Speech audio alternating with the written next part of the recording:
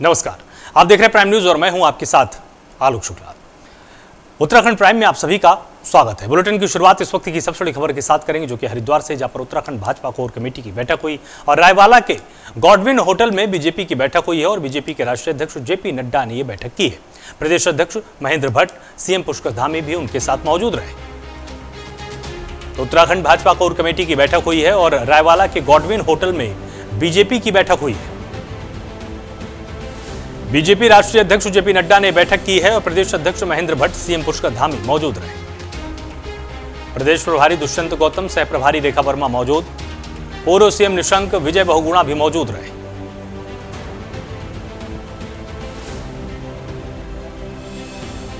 तो बड़ा अपडेट हम आपको बता रहे हैं, जहां पर रायवाला के गॉडविन होटल में बीजेपी ने अपनी बैठक की है और बीजेपी के राष्ट्रीय अध्यक्ष जेपी नड्डा मौजूद रहे।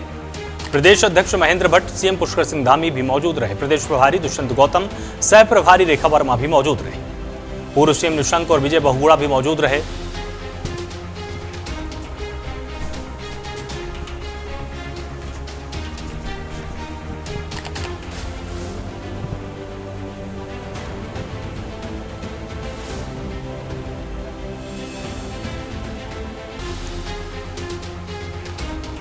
तो पूर्व सीएम निशंक और विजय बहुगुणा भी मौजूद रहे।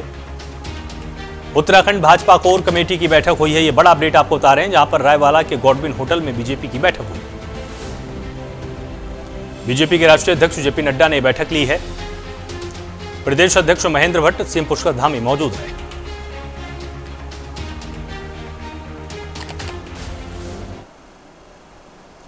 अब आइए आपको एक और बड़ा अपडेट बताते हैं, जहां पर रविवार को धर्म नगरी में पहुंचे भाजपा के राष्ट्रीय अध्यक्ष जेपी नड्डा देव संस्कृत विश्वविद्यालय में आयोजित वसुधैव कुटुंबकम पर आधारित व्याख्यान कार्यक्रम में शामिल हुए। उन्होंने कहा कि वैचारिक पृष्ठभूमि में प्रत्येक भारतीय के रगों में वसुधैव कुटुंबकम का भाव रचा बसा है। भारत इन दिनों संपूर्ण विश्व में एक पृथ्वी, एक परिवार, एक भविष्य की दिशा में मानवता के लिए काम कर रहा है। भारत की सोच विकास को प्राप्त करना है और अपनी विरासत को संभाल कर रखना है। जेपी नड्डा हरिद्वार स्थित देव संस्कृत विश्वविद्यालय में आयोजित G20 की थीम पर आधारित विशेष व्याख्यान माला को संबोधित कर रहे थे। उन्होंने कहा कि पूज्य आचार्य श्री राम शर्मा जैसे विरले लोग हैं, जिन्होंने करोड़ों लोगों के जीवन में बदलाव के लिए काम किया। आचार्य के सामाजिक आध्यात्मिक आंदोलन हम बदलेंगे, युग बदलेगा जैसे आदर्श वाक्य को अपनाकर मैंने जीवन में बहुत कुछ पाया है। नड्डा ने कहा, देव संस्कृति विश्वविद्यालय में योग, आयुर्वेद आदि विषयों में हो रहे शोध मानवता विकास की दिशा में महत्वपूर्ण है।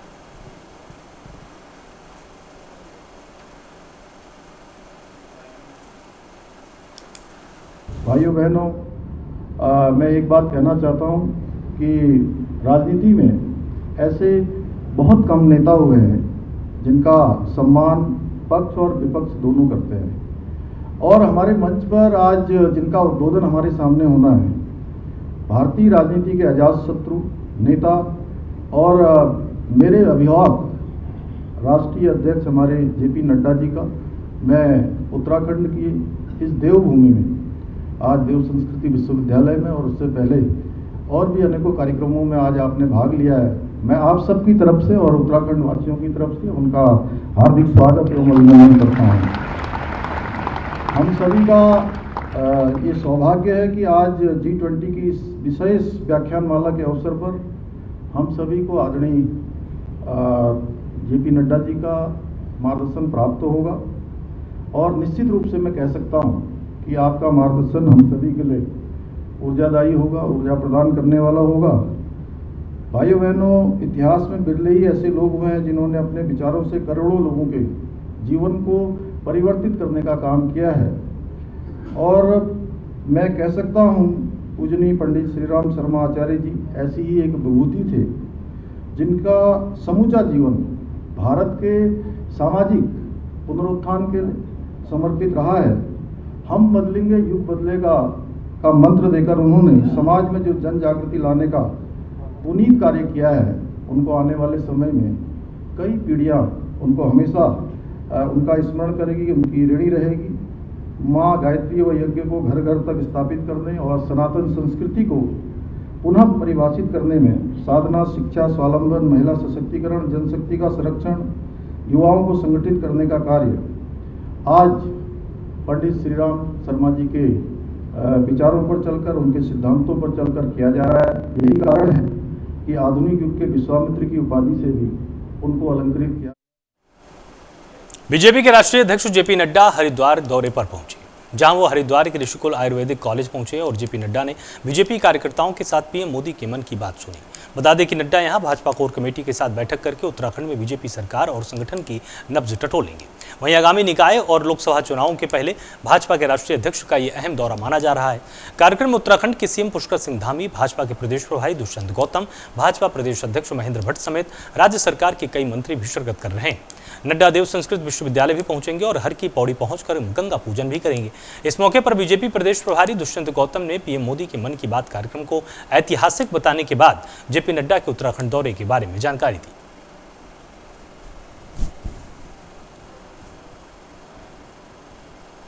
मन की बात प्रधानमंत्री जी के देश को बढ़ता हुआ जनाधार, देश की संस्कृति, युवाओं के अंदर जो आज की तारीख में देश के प्रति रुझान पैदा हो रहा है। विदेश में हमारी क्या चुनौती है, देश में क्या चुनौती है। देश के मानस को निर्माण करने में बहुत बड़ा योगदान मिलता है, नॉन पॉलिटिकल होता है।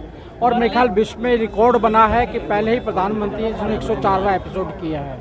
ये लोग जितना प्यार उनको कर रहे हैं, मुझे साफ साफ जाहिर दिखाई देता है कि आने वाले समय के अंदर उनके संस्कृति का जो आह्वान किया है वो आगे बढ़ेगा।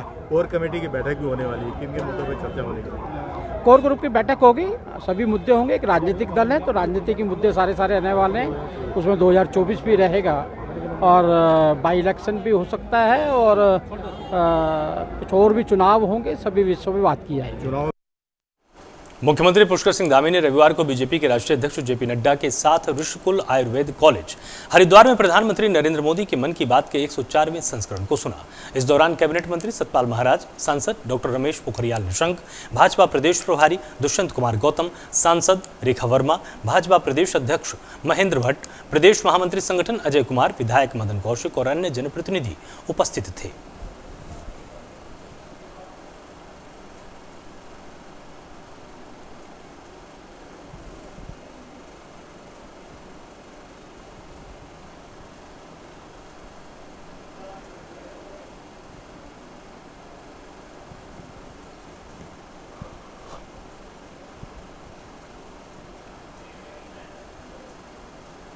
देहरादून में खेल मंत्री रेखा आर्या ने आउट ऑफ टर्न जॉब को कैबिनेट में पास किए जाने पर मुख्यमंत्री पुष्कर सिंह धामी का आभार व्यक्त किया है। इस दौरान खेल मंत्री ने कहा कि हमारी सरकार ने पूर्व में खेल नीति लागू की थी, जिसके तहत खेल और खिलाड़ियों के हितों के लिए कई निर्णय लिए जा रहे हैं।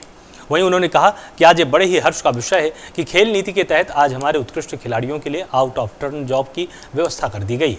उन्होंने कहा कि आउट ऑफ टर्न जॉब का कैबिनेट में पास होना आने वाले समय में हमारे खिलाड़ियों के भविष्य को सुरक्षित करने का काम करेगा।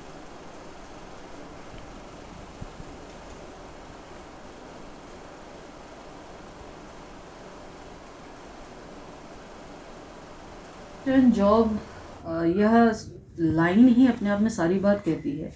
आउट ऑफ टर्न जॉब का फ़ायदा मैं समझती हूँ कि हर उस खिलाड़ी को होने जा रहा है जो अंतर्राष्ट्रीय फलक पर, राष्ट्रीय फलक पर उत्तराखंड का नाम रोशन करेगा।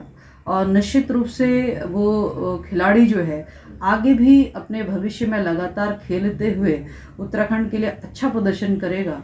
ऐसे बच्चे मेडल प्राप्त करते हैं तो उनको निश्चित रूप से अपने सरकारी विभागों में सीधे उनको जो है उनको अपॉइंटमेंट दिया जाएगा। तो ये अपने आप में जो है बहुत बड़ी योजना, आउट ऑफ टर्न योजना खिलाड़ियों के हित में होना अपेक्षित थी। माननीय मुख्यमंत्री जी का वादा भी था, स्वयं मेरा भी कमिटमेंट था और कल कैबिनेट ने इसमें मोहर लगाते हुए निश्चित रूप से हमारे बच्चों की भविष्य को सुरक्षित करने का काम किया है।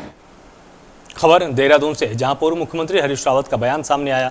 हरीश रावत ने मुनस्यारी को नगर पंचायत का दर्जा मिलने पर कहा कि नई नगरीय प्रशासनिक इकाइयां बनाना अच्छी बात है, लेकिन उन्होंने ये भी कहा कि ये नगर कुव्यवस्था का शिकार हो रहा है, जहां सड़कें टूटी पड़ी हैं, नालियां बंद हो चुकी हैं।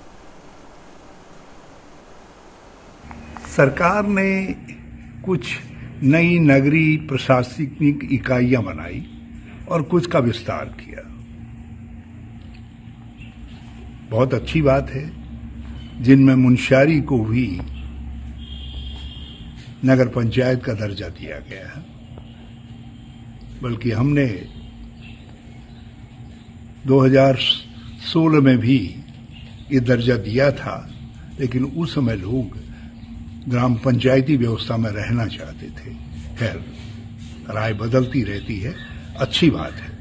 मगर मैं मोटे तौर पर सरकार से एक सवाल करना चाहता हूं कि जिस प्रकार से सारे नगर हमारे छोटे हों या बड़े हों, नगर निगम हो या नगर पंचायतें हों, ये नगरीय कुव्यवस्था के शिकार हो गए हैं।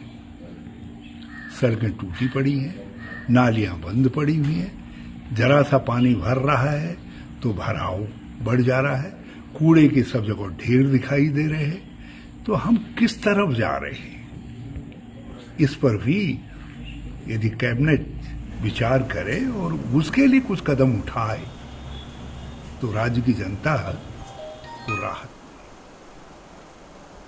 खबर थराली से है, जहां बागेश्वर विधानसभा उपचुनाव का बिगुल बज चुका है। एक तरफ भाजपा ने पूर्व कैबिनेट मंत्री स्वर्गीय चंदन रामदास की पत्नी पर दांव लगाया है, तो वहीं दूसरी तरफ कांग्रेस ने पूर्व में आप पार्टी से प्रत्याशी रहे एडवोकेट बसंत कुमार पर दांव लगा दिया है। बागेश्वर विधानसभा उपचुनाव में इन दिनों प्रचार अभियान जोरों शोरों से चल रहा है। कांग्रेस सेवा दल की प्रदेश अध्यक्षा हेमा पुरोहित ने कहा कि आज जनता महंगाई, बेरोजगारी, भाजपा की कुरीतियों से परेशान है। आज राष्ट्रीय कार्यक्रम के तहत ध्वजवंदन का कार्यक्रम किया और जो कि अंतिम माह के अंतिम रविवार को संपन्न होता है। आज इस कार्यक्रम को अनाशक्ति आश्रम में हम लोगों ने सेवा दल के साथियों ने संपन्न कराया, जिसमें कि हमारे जो मुख्य अतिथि थे देवेंद्र यादव जी थे, उत्तराखंड प्रभारी, और सेवा दल उपचुनाव में लेके बड़ा सक्रिय है। सेवा दल के साथियों ने डोर टू डोर कैंपेन चलाया। काफली गैर, घांगरी पुल और गरुड़पुरा, ये जो इलाका है पूरा आपका नुमाइश खेत बाजार वाला इलाका, ये डोर टू डोर संपन्न किया है। आकलन अगर करें 2017 के चुनाव में कांग्रेस को यहाँ 19,000 वोट पड़ा और 2022 के चुनाव में 20,000 वोट पड़ा, तो कैंडिडेट अलग अलग थे। तो मेरा ये मानना है कांग्रेस का एक वोट बैंक यहाँ पे स्थापित है और बसंत कुमार जी उसके अतिरिक्त 16-17 हजार वोट अपने लाए, तो इसलिए बहुत अच्छी परिस्थिति है। कांग्रेस का वोट बैंक भी कांग्रेस के साथ रहेगा और बसंत जी के जो लोग हैं वो भी साथ रहेंगे, और जो जनता है जो त्रस्त हो चुकी है डबल इंजन के राज में, वो अवश्य इनको सबक सिखाने का कार्य करेगी।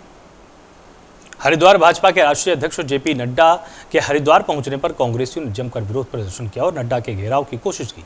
बता दें कि नड्डा का घेराव करने जा रहे एनएसयूआई और युवा कांग्रेसी कार्यकर्ताओं को पुलिस ने दोधारी चौक से हिरासत में ले लिया और कांग्रेसियों का आरोप है कि एक और मणिपुर हिंसा की आग में जल रहा है और उत्तराखंड में भारी आपदा आई हुई है। लेकिन भाजपा राष्ट्रीय अध्यक्ष हरिद्वार पिकनिक मनाने आए हुए हैं। वहीं इस मौके पर पुलिस और प्रदर्शनकारियों के बीच जमकर झड़प भी हुई। आज भारतीय जनता पार्टी के राष्ट्रीय अध्यक्ष माननीय जेपी नड्डा जी हरिद्वार में प्रधानमंत्री नरेंद्र मोदी जी की मन की बात सुनने आ रहे थे, और जबकि उन्हें उत्तराखंड के जो बेरोजगार युवा हैं, जो छात्र हैं, उनके मन की बात सुननी चाहिए थी। हम उसी की अपील के लिए उनको काले झंडे दिखाने गए थे कि आप नरेंद्र मोदी जी के मन की बात न सुनकर के इस उत्तराखंड के और देश के बेरोजगार युवाओं के मन की बात सुने, छात्रों के मन की बात सुने। उसी को लेकर के आज हमने उनको प्रदर्शन करा, काले झंडे दिखाए। हमारी ये मांग थी कि सीयूईटी परीक्षा को रद्द करा जाए, एचएनबी की जो परीक्षा चालू हुई है, और जो यूके SSSC घोटाला है उसको उजागर करा जाए। अंकिता भंडारी हत्याकांड हुआ, उसके पीछे कौन है मास्टरमाइंड, उनको फांसी दी जाए, उनका नाम खोला जाए वीआईपी का। उसी को लेकर के आज संयुक्त हमने एनएसयूआई ने, यूथ कांग्रेस ने और कांग्रेस सेवा दल ने मिलकर के आज उनका विरोध प्रदर्शन करा। देखिए, आज भारतीय जनता पार्टी के राष्ट्रीय अध्यक्ष जेपी नड्डा हरिद्वार आगमन पर है। आज वो प्रधानमंत्री के मन की बात सुन रहे हैं। आज युवा कांग्रेस, एनएसयूआई और सेवा दल तीनों ने मिलकर ये निर्णय लिया कि देश में मणिपुर जैसी इतनी बड़ी घटना, मणिपुर जल रहा है, मणिपुर बर्बाद हो रहा है, उस पे संज्ञान न लेते हुए मणिपुर पे बिना कदम रखे आप हरिद्वार में पिकनिक बनाने, प्रधानमंत्री के मन की बात सुनने आ रहे हैं। हमारा स्पष्ट कहना है कि लोग इस समय प्रधानमंत्री जी के मन की बात नहीं। देहरादून में धामी सरकार इन्वेस्टर समिट का आयोजन करने जा रही है। ऐसे में विपक्ष ने सरकार पर हमला बोला है। इसको लेकर कांग्रेस के प्रदेश प्रवक्ता गरिमा दसौनी ने कहा कि यह एक चेहरा चमकाने की कवायद भर है, जिससे सरकार प्रदेश की जनता की मूल समस्याओं से ध्यान भटकाने का काम कर रही है। साथ ही मीडिया का भी ध्यान भटकाने की कोशिश हो रही है। इस दौरान कांग्रेस प्रवक्ता ने अंकिता भंडारी कांड, पेपर लीक मामला, अग्निवीर योजना, स्वास्थ्य सेवाओं की खस्ता हालत जैसी मूलभूत समस्याओं पर सवालों पर भी सरकार को घेरा है। उन्होंने ये भी कहा कि सरकार इन सभी सवालों से घिर रही थी, इसलिए सरकार ने प्रदेश में नैरेटिव बदलने के लिए इन्वेस्टर समिट कराने की योजना बनाई। चेहरा चमकाने की कवायद भर मुझे दिख रही है और प्रदेश के जो मौजूद मुद्दे हैं जो कि मुख्यमंत्री धामी को और उनकी पूरी सरकार को घेरने का काम कर रहे हैं, उससे ध्यान भटकाने भर के लिए है। चैनलों का ध्यान ग्लोबल इन्वेस्टर्स समिट में लगा दो ताकि अंकिता भंडारी के हत्यारों को कौन सी सज़ा मिली वो पूछ ना पाएँ, ताकि वो पूछ ना पाएँ कि भर्ती घोटाले में जो लोग संलिप्त हैं उनका क्या हुआ, वो पूछ ना पाएँ कि आपने अग्निवीर जैसी इतनी दमनकारी जो योजना है वो क्यों उत्तराखंड के युवाओं पर थोपी, वो ये पूछ ना पाएँ कि आज इतनी सैकड़ों के हिसाब से सड़कें बाधित क्यों हैं, क्यों स्वास्थ्य सेवाओं का इतना बुरा हाल है, शिक्षा में हम कहाँ की ओर जा रहे हैं। ये सारे जो सवाल हैं इससे कहीं ना कहीं घिर रही थी सरकार, इसलिए ध्यान भटकाने के लिए और प्रदेश में नैरेटिव बदलने के लिए ग्लोबल इन्वेस्टर समिट किया जा रहा है। इससे पहले जो इन्वेस्टर समिट किया गया था, पहले उसकी तो लागत निकाल के दे दीजिए। देहरादून में डेंगू के बढ़ते मामलों को देखते हुए जिला स्वास्थ्य विभाग एक्टिव मोड में आ चुका है। आपको बता दें कि राजधानी देहरादून में डेंगू के 20 नए मरीज पाए गए हैं और तकरीबन 7081 जगह लार्वा पाया गया है। इसे देखते हुए स्वास्थ्य विभाग सतर्क हो चुका है। इस बात को लेकर देहरादून के सीएमओ डॉक्टर संजय जैन ने कहा कि अस्पतालों में डेंगू और इससे मिलते जुलते लक्षण के काफ़ी मरीज आ रहे हैं और ज़्यादातर वायरल इन्फेक्शन के ग्रसित मरीजों का डेंगू टेस्ट कराए जाने पर वो नेगेटिव पाया जा रहा है, जबकि डेंगू के मरीजों के लिए अस्पतालों में बेड और दवाइयों का पर्याप्त इंतजाम है। साथ ही उन्होंने कहा कि डेली रिपोर्ट के अनुसार देहरादून के मुख्य इलाके जैसे ISBT, रिस्पना पुल, अजबपुर, धर्मपुर, रीठा मंडी और पटेल नगर से डेंगू के ज़्यादा मरीज सामने आए, जिसे देखते हुए सघन अभियान चलाया जा रहा है।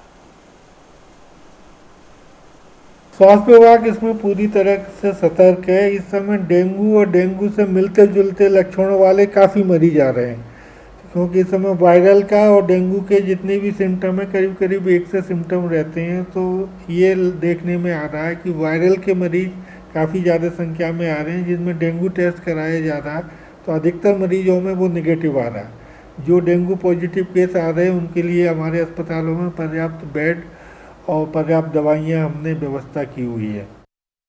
खबर देहरादून से, जहां स्वास्थ्य विभाग के अंतर्गत चल रहे विभिन्न निर्माण कार्यों को तय समय पर पूरा किया जाए। निर्माण कार्यों में देरी संबंधित कार्यदायी संस्था के खिलाफ कठोर कार्रवाई की जाएगी।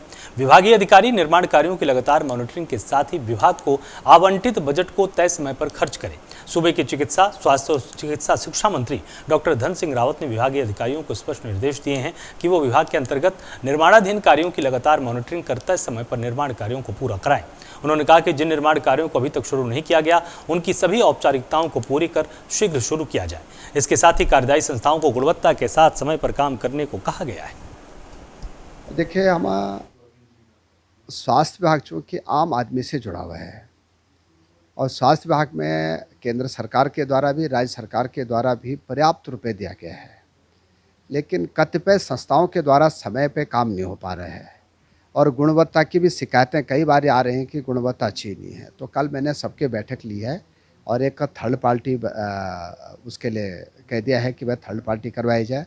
अगर कहीं भी गुणवत्ता के साथ खिलवाड़ होता है तो उनके खिलाफ कार्रवाई करने के सख्त निर्देश दिए।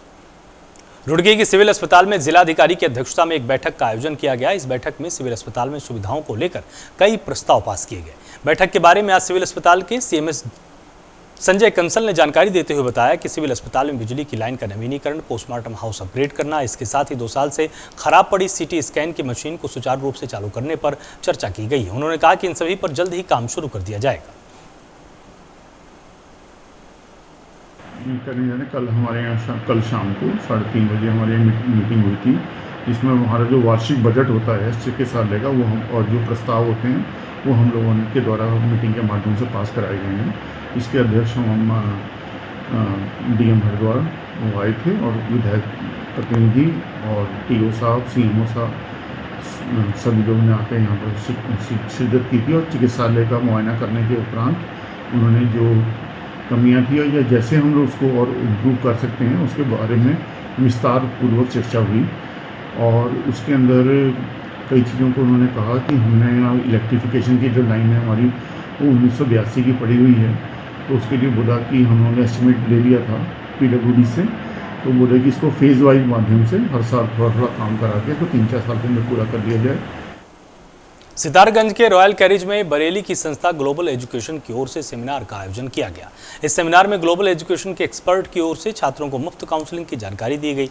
इस दौरान संस्था के जिम्मेदार लोगों ने बताया कि विदेश में शिक्षा ग्रहण करने वाले छात्रों को एक बार ग्लोबल एजुकेशन के बारे में जानकारी जरूर लेनी चाहिए। साथ ही उन्होंने ये भी बताया कि ग्लोबल एजुकेशन टैलेंट की तरफ से विदेश में पढ़ाई करने वाले छात्रों को अच्छे सुझाव और जानकारियाँ दी जाती हैं, जिससे उनका भविष्य उज्जवल हो सके।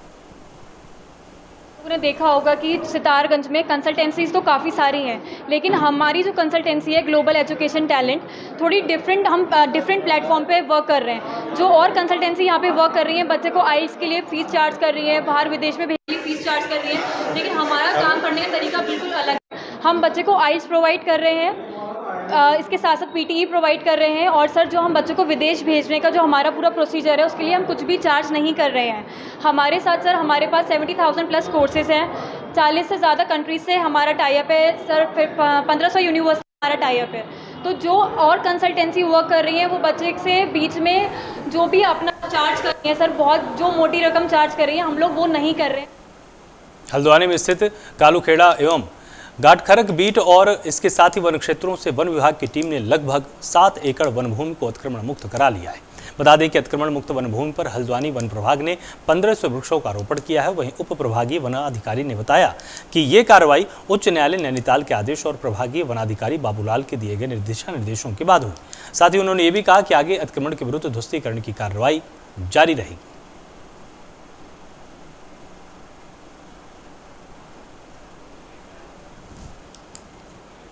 देहरादून में चोरों के हौसले इस कदर बुलंद हो गए हैं कि कंपनी से AC में लगने वाले तांबे की 4 बंडल तार ही चोरी करके फरार हो गए। कंपनी में निरीक्षण किया गया तो 4 बंडल तार कम पाए गए। इसके बाद पुलिस टीम ने घटनास्थल के आसपास आने जाने वाले संवेदनशील स्थानों पर लगे CCTV को चेक करते हुए गहनता से जांच की।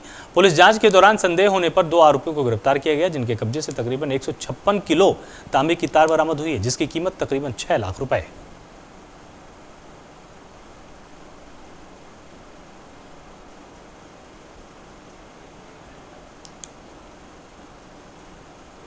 MDA की बैठक में एक बड़ा निर्णय लिया गया है और दूरस्थ पहाड़ी इलाकों के हित में यह फैसला लिया गया है। कृषि भूमि पर इको रिजॉर्ट के निर्माण को मंजूरी मिली। MDDA की बैठक में एक बड़ा फैसला हुआ है। दूरस्थ पहाड़ी इलाकों के हित में फैसला लिया गया। कृषि भूमि पर इको रिजॉर्ट के निर्माण को मंजूरी मिली है। पहाड़ी क्षेत्रों में पर्यटन की नई संभावनाओं को इससे बल मिलेगा और ग्रीन बिल्डिंग, सामुदायिक केंद्र और योगा सेंटर इसकी खासियत होंगे। प्राकृतिक चिकित्सा केंद्र और इको रिजॉर्ट भी खासियत होंगे। योगा, पंचकर्म, आयुर्वेद के जरिए उपचार की सुविधा मिलेगी। उत्तरकाशी के मेन बाजार स्थित हनुमान चौक के पास एक दुकान में अचानक भीषण आग लग गई। बाजार में चर्चा है कि गोल पानी की टंकी के पास आग मटूड़ा मोबाइल शॉप में लगी थी और बता दें कि इस बीच सूचना मिलने पर फायर सर्विस और पुलिस टीम मौके पर पहुंची और आग बुझाने का प्रयास किया गया। काफी मशक्कत के बाद आग पर काबू पाया गया, लेकिन दुकान में काफी नुकसान होने की संभावना जताई गई। डोईवाला कोतवाली क्षेत्र में 9 दिन पूर्व बुजुर्ग महिला के गले से 2 बाइक सवार लुटेरों ने सोने की चेन लूटकर मौके से फरार हो गए। जहां SP कमलेश उपाध्याय ने पत्रकार वार्ता करते हुए चेन लूट का खुलासा किया और पुलिस ने तत्परता दिखाते हुए दोनों बाइक सवार लुटेरों को गिरफ्तार कर लिया और आरोपियों से लूटी गई चेन, घटना में प्रयोग की गई बाइक भी बरामद की है। फिलहाल दोनों आरोपियों को कोर्ट में पेश कर जेल भेजने की कार्रवाई की गई। को ये हर्रावाला चौकी क्षेत्र में जो कोतवाली डोईवाला के अंतर्गत आता है, वहाँ पे एक चेन स्नैचिंग की घटना हुई थी। चूँकि एक वृद्ध महिला से चेन स्नैचिंग की गई थी, तो इसमें हमारी पूरी टीम काम कर रही थी और इसमें ये सफलता मिली है। प्रभारी निरीक्षक डोईवाला के नेतृत्व में ये 2 अभियुक्त हैं, इनको कल अरेस्टिंग की गई है इनकी, और इनसे वो चेन भी बरामद की गई है। और जो इन्होंने जिस घटना को जिस मोटरसाइकिल पर कारित किया था, वो मोटरसाइकिल भी बरामद की गई है। हम इन दोनों के आपराधिक इतिहास का जानकारी कर रहे हैं। दोनों बेसिकली वैसे मुजफ्फरनगर के रहने वाले हैं। साजमान कुरैशी नाम है और दूसरा कामरान कुरैशी नाम है। देखिए बेसिकली तो ये मजदूरी का काम करते हैं और इधर ही यहाँ देहरादून क्षेत्र में ही ये रह रहे थे और ये बता रहे हैं, जैसे बता रहे हैं कि पैसों की इनको ज़रूरत। उत्तराखंड प्राइम में फिलहाल इतना ही। आप लगातार जुड़े रहिए प्राइम न्यूज़ के साथ। नमस्कार।